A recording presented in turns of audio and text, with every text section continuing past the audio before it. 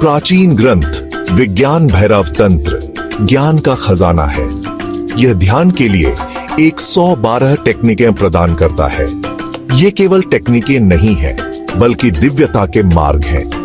हर एक दरवाजा है जो खुलने का इंतजार कर रहा है।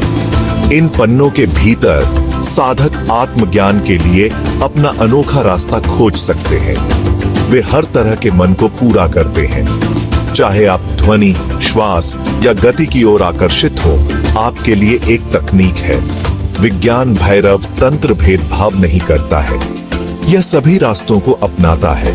यह मानता है कि प्रत्येक व्यक्ति अद्वितीय है। एक के लिए जो काम करता है, वह दूसरे के लिए काम नहीं कर सकता है। यह प्राचीन ग्रंथ अन्वेषण को प्रोत्साहित करता है। यह आपको प्रयोग करने के लिए आमंत्रित करता है। उस तकनीक को खोजें जो आपकी आत्मा के साथ प्रतिसाउंट होती है। टेक्निकों को एक संवाद के रूप में प्रस्तुत किया गया है। शिव आदि योगाई उन्हें अपनी पत्नी देवी पर प्रकट करते हैं। देवी एक साधक है जो सत्य को जानने के लिए उत्सुक है। उनके प्रश्न हमारा पाथ दर्शन करते हैं। वे प्रत्येक तकनीक के सार को समझने में हमारी सहायता करते हैं। संवाद गहरा लेकिन सरल है। यह दिव्य मर्दाना और स्त्रीलिंग के बीच की बातचीत है। शिव की शिक्षाएं कालातीत हैं। वे आज भी उतने ही प्रासंगिक हैं जितने हजारों साल पहले थे। विज्ञान भैरव तंत्र एक उपहार है। यह उन लोगों के लिए एक गाइड बुक है जो मन की सीमाओं से परे जाना चाहते हैं। यह मानव चेतना की अनंत संभावनाओं में एक झलक पेश करता है। 112 टेक्निकों में से 111वें का विशेष स्थान है। यह सरल लेकिन गहरा है। यह तकनीक श्वास पर केंद्रित है। इसे स्वस्थ योगाई गतो तकनीक के रूप में जाना जाता है। ऐसा कहा जाता है कि शिव स्वयं इस तकनीक का अभ्यास करते थे। उन्होंने इसकी परिवर्तनकारी शक्ति का अनुभव किया। यह तकनीक मानवता के लिए एक उपहार है। यह आंतरिक कालमी का सीधा रास्ता है। इसके लिए किसी विशेष उपकरण या अनुष्ठान की आवश्यकता नहीं होती है। आपको बस अपनी सांस चाहिए। ब्रीद इन हमेशा आपके साथ है। यह आपके वास्तविक नेचर की निरंतर याद दिलाता है। 111वीं तकनीक श्वास को नियंत्रित करने के बारे में नहीं है। यह इसके बारे में जागरूक होने के बारे में है। सांस को अंदर और बाहर जाते हुए देखिए। सूक्ष्म संवेदनाओं पर ध्यान दें। अपने अंदर जीवन शक्ति को फ्लोवित होते हुए महसूस करें। सांस की सरलता में ही इसकी शक्ति निहित है। यह भौतिक और आध्यात्मिक के बीच एक सेतु है। श्वास पर ध्यान केंद्रित करके आप वर्तमान क्षण से जुड़ते हैं। आप मन की बकबक को पार करते हैं। यही ध्यान का सार है। संस्कृत वाक्यांश स्वस्थ योगाय गतो विपर्याय मृत्युर्ध्रुवम जीवन की नश्वरता की याद दिलाता है। स्वस्थ श्वास को संदर्भित करता है जो जीवन का सार है। योगाय गतो योग के मार्ग की ओर इशारा करता है। विपर्याय का अर्थ है विपरीत, इस प्राकृतिक प्रवाह का ऑपोजिट। मृत्युर्ध्रुवम जीवन की नश्वरता की एक कठोर याद दिलाता है। यह हमें जागरूक श्वास के माध्यम से मुक्ति के मार्ग को रोशन करता है। श्वास और चेतना गहराई से जुड़े हुए हैं। वे एक ही सिक्के के दो पहलू हैं। जब श्वास उथली और अनियमित होती है तो मन उत्तेजित रहता है। जब ब्रीदें गहरी और रिदमबद्ध होती हैं तो मन शांत हो जाता है। 111वीं तकनीक हमें इस संबंध के बारे में जागरूक होने में मदद करती है। सांस को देखकर हम मन को देखना शुरू करते हैं। हम अपने विचारों और भावनाओं के पैटर्न को नोटिस करने लगते हैं। यह अवेयरता मुक्ति की कुंजी है। जब आप श्वास पर ध्यान केंद्रित करते हैं तो आप अनिवार्य रूप से बाहरी दुनिया से अपना ध्यान हटा रहे होते हैं। आप अपनी निगाहें अंदर की ओर कर रहे हैं। यह आंतरिक फोकस आपको अपने वास्तविक स्व से जुड़ने की अनुमति देता है। सांस लंगर का काम करती है। यह आपको वर्तमान क्षण में जमीन से जुड़े रखता है। जब मन भटकता है तो उसे धीरे से वापस सांस पर ले आए। अभ्यास से आप पाएंगे कि वर्तमान में बने रहना आसान हो जाता है।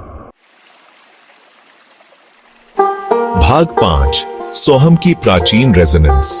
111वीं तकनीक को मंत्र के प्रयोग से बढ़ाया जा सकता है। मंत्र एक ध्वनि या शब्दांश है जिसे मन को केंद्रित करने के लिए दोहराया जाता है। इस तकनीक में प्रयुक्त होने वाला मंत्र सोहम है। सोहम एक प्राचीन संस्कृत मंत्र है। इसे श्वास की स्वाभाविक ध्वनि कहा जाता है। सो सांस लेने से जुड़ा है, हम सांस छोड़ने से जुड़ा है।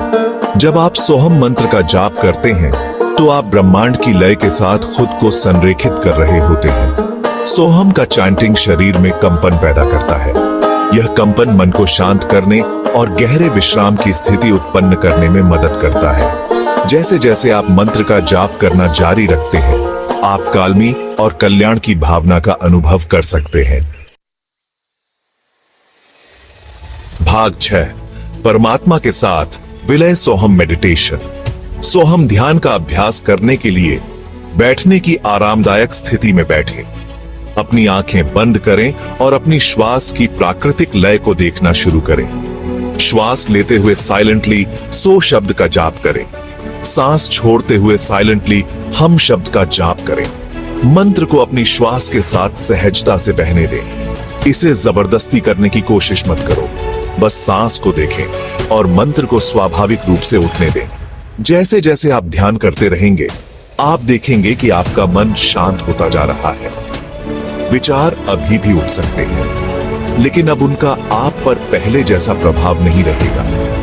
अब आप अपने विचारों के दृष्टा हैं। अब आप उनमें खोए नहीं हैं। सोहम मंत्र अहंकार को दूर करने में मदद करता है। यह आपको याद दिलाता है कि आप अपने विचार या भावनाएं नहीं हैं। आप कुछ बहुत महान हैं। आप शुद्ध चेतना है। भाग 7 शास्त्रीय गूंज। प्राचीन ज्ञान के माध्यम से सत्य का अनवेलिंग। ध्यान में श्वास और ध्वनि की शक्ति कोई नई अवधारणा नहीं है। यह प्राचीन ग्रंथों और आध्यात्मिक ट्रेडिशनों में रेजोनेंसता है। वेद, उपनिषद, भगवद गीता सभी आत्म साक्षात्कार के मार्ग के रूप में श्वास नियंत्रण या प्राणायाम और मंत्र चांटिंग या चांटिंग के इंपॉर्टेंस पर जोर देते हैं। वेद हिंदू धर्म का सबसे पुराना ग्रंथ प्राण के इंपॉर्टेंस पर प्रकाश डालता है। वह महत्वपूर्ण जीवन शक्ति जो प्रत्येक सांस के साथ हमें फ्लोवित होती है। उपनिषद दार्शनिक ग्रंथ श्वास, चेतना और अंतिम ट्रुयता के बीच संबंध के बारे में गहराई से बताते हैं। भगवद गीता ईश्वर का गीत इंद्रियों को वापस लेने और ध्यान केंद्रित करने के इंपॉर्टेंस पर जोर देती है, जो प्राणायाम और मंत्र ध्यान जैसे प्रैक्टिसों के माध्यम से प्राप्त होते हैं। बौद्ध धर्म में भी बुद्ध के एक प्रवचन अनपनसती सुत्त आत्मज्ञान के मार्ग के एक प्रमुख एलिमेंट के रूप में श्वास के प्रति अवेयरता पर केंद्रित है। सद्गुरु जैसे समकालीन आध्यात्मिक गुरु भी श्वास और ध्वनि की परिवर्तनकारी शक्ति पर जोर देते हैं। वे व्यावहारिक टेक्निकें और अंतर्दृष्टि प्रदान करते हैं जो इन प्राचीन प्रथाओं को आधुनिक सीकरों के लिए सुलभ बनाती हैं। भाग 8 एनर्जीवान शरीर, ईडा, पिंगला और सुषुम्ना। 111वीं तकनीक में गहराई से उतरने के लिए हमें एनर्जीवान शरीर की अवधारणा को समझने की आवश्यकता है। योगाइक परंपरा के अनुसार सूक्ष्म ऊर्जा चैनल या नाड़ियां हैं जो शरीर में फ्लोवित होती हैं। 3 सबसे महत्वपूर्ण नाड़ियां ईडा, पिंगला और सुषुम्ना हैं। ईडा बाएं नथुने और चंद्र ऊर्जा से जुड़ी है। यह शीतलन, शांत करने वाला और आत्मनिरीक्षण करने वाला है। पिंगला दाहिने नथुने और सूर्य ऊर्जा से जुड़ी है। यह गर्म करने वाला, स्फूर्तिदायक और बाहर की ओर केंद्रित है। सुषुम्ना केंद्रीय ऊर्जा चैनल है जो रीढ़ की हड्डी के साथ चलता है। जब ईडा और पिंगला संतुलन में होते हैं तो सुषुम्ना सक्रिय होती है। यह प्राण को स्वतंत्र रूप से फ्लोवित करने की अनुमति देता है, जिससे चेतना की उच्च अवस्थाएं प्राप्त होती है। 111वीं तकनीक ईडा और पिंगला को संतुलित करने में मदद करती है। सुषुम्ना के जागरण के लिए शरीर को तैयार करती है। भाग 9 3 चरण, एक आंतरिक जर्नी। 111वीं तकनीक को 3 सरल स्टेजेसों में विभाजित किया जा सकता है। ये कदम है अवेयरता, अपनी रीढ़ की हड्डी सीधी करके आरामदायक स्थिति में बैठें। अपनी आंखें बंद करें और अपनी श्वास को देखना शुरू करें। सांस के प्राकृतिक प्रवाह पर ध्यान दें, क्योंकि यह आपके शरीर में प्रवेश करता है और छोड़ता है। इसे नियंत्रित करने की कोशिश मत करो, बस इसे बिना किसी फैसले के देखें। मंत्र: जैसे जैसे आप अपनी श्वास के प्रति अधिक जागरूक होते हैं, साइलेंटली सोहम मंत्र का जाप करना शुरू करें। सो के साथ श्वास लें और हम के साथ सांस छोड़ें। मंत्र को अपनी श्वास के साथ सहजता से बहने दें, इसे जबरदस्ती मत करो। समर्पण: जैसे जैसे आप ध्यान करते रहेंगे, आप देखेंगे कि आपका मन शांत होता जा रहा है। विचार अभी भी उठ सकते हैं, लेकिन अब उनका आप पर पहले जैसा प्रभाव नहीं रहेगा। अब आप अपने विचारों के दृष्टा हैं, अब आप उनमें खोए नहीं हैं। वर्तमान क्षण के प्रति समर्पण करें और खुद को सोहम मंत्र की कालमी में नहलाने दें। नियमित अभ्यास से आप पाएंगे कि 111वीं तकनीक कई लाभ लाती है। यह स्ट्रेस और चिंता को कम करने, नींद में सुधार करने, एकाग्रता बढ़ाने और आंतरिक कालमी और कल्याण की भावना को बढ़ावा देने में मदद कर सकता है।